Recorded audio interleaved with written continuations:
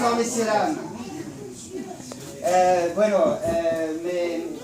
Me llamo Fred, soy de Francia y vamos a pasar el tiempo de este fin de día juntos, que es un placer, realmente un placer para mí. Siempre empezó con una pieza que dice bienvenidos. Esta pieza es una pequeña pieza de mí que se llama Chantrian, que es como un bienvenidos a vosotros.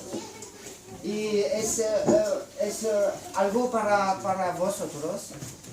Pues hoy quiero empezar también con una pieza para mí.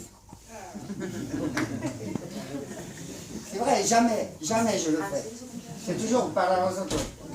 Hoy una pequeña pieza para mí. Pues bueno, intento, porque es una idea de ahora, y que una pieza que nadie tocaba. Es por una razón muy especial.